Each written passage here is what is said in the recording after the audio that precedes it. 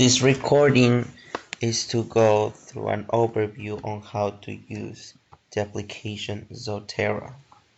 So we have already installed the application into our machine. So we're going to proceed to launch the program. As you can see, Zotero is capable of storing different types of journals publications that you might have added into your library. It is very useful in order to keep going back to different publications that you have stored, and also being able to cite different journals or publications that you have added and you may need to cite within a specific paper. In order to add publications into Zotero, you can use plugins for different browsers. In this case, I'm gonna show Chrome. This is Google Chrome, and I have already as well installed the extension for Zotero. If needed, you can just go to Zotero, Chrome extension, and you would be able to quickly find the connector plugin, which pretty much all it does is stores specific journals or publications that you stumble upon and saves them into your library. Now I'm gonna go to a specific journal database. I'm gonna use Google Scholar.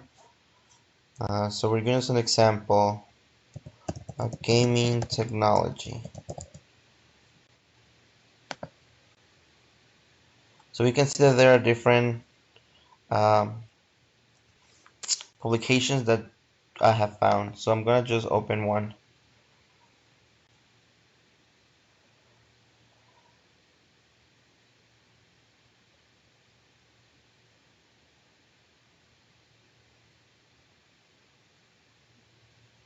Once you have opened a specific publication, you'll be able to see that your extension is already available in the corner.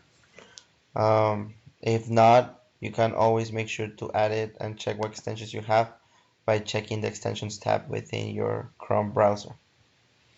These might change depending on the browser you use, and as far as my understanding, Zotero has plugins for Safari, Chrome, and Firefox.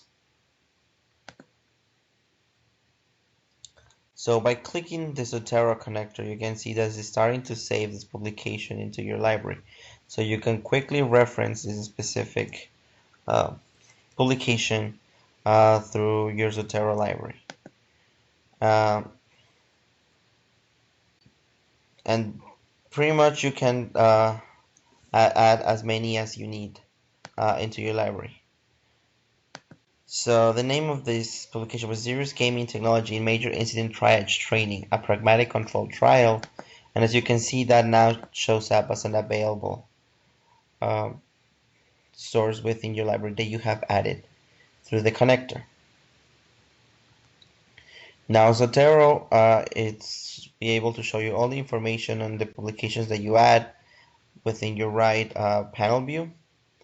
There's all sorts of information in terms of who are the authors, publication, volumes, any kind of information that you can extract from the specific link that you have used to attach the publication into your library.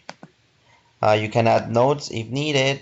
Let's say use this article for section 3 of master paper, or things like that. You can always add as many as you want, and you can add tags if you want to be able to quickly find a specific publications, especially if you start accumulating many of them. So if I search for education, I will find the publications that I have added that have that specific tag. In this case, I have considering games as cognitive tools in search of effective, and the publication that I just added. And then at the same time, you can add, you can link multiple publications with each other if you think that these publications are related. So that way, if you start having hundreds of files within your library, it makes it easier to surf into the different files that you have at your disposal. So within the action button, you can go to preferences. You can see that there is already Microsoft Word add-in installed for use. The export is will you be able to choose which kind of style do you want to be able to export your bibliography or citations into. In my case, I have chosen the American APA 6th edition because that's pretty much what we're using in this course. There are a lot of things that you can edit and preferences within the configuration of Zotero. Specifically within cite and styles, you're able to add styles that you think you would need for citation purposes. In this case, I'm only using APA 6th edition because that's the only one I need, but you can always download more if they are required. By clicking on the link, just pretty much you will go to zotero.org and you'll be able to download multiple styles like AMA or others that are available within Zotero. You'll be able to search them through here. As you can see, there are dozens of them, if not hundreds, that you can use. So you can download the ones that you think are the most common or that you'll use the most. In my case, again, I'm just using APA 6th edition, therefore that's the only one that I have available. But you can add as many as you want into your tool. Lastly, in terms of creating your bibliographies for your papers, that's actually something that Zotero does pretty easily. All you have to do is open your file. In this case, I'm opening a blank Word paper, and then Zotero has this feature where you can grab a specific paper, and by just dragging it into your document, it will automatically create the bibliography formatted on the specific style that you selected for your export as default output format. In my case, again, APA 6th edition is my default output format, so once dragged, you have the citation perfectly formatted on that specific style, and you can take chunks of publications and drag them into your document to create multiple citations, or if you want specific ones, you can also select individually publications to create citations within your paper.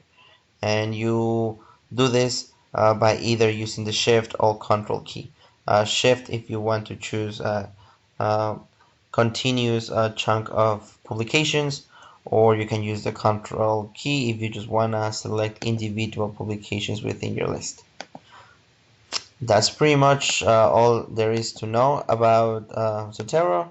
If anything, the last thing that you could do is add specific files that you have stored locally into your library. At the time I don't have any, but most of the time you'll find yourself adding them from an online source more than actually from your local library, because this saves you the space of saving documents into your local library, and instead just having them referenced within the Zotero library. That's pretty much it. Thanks for listening.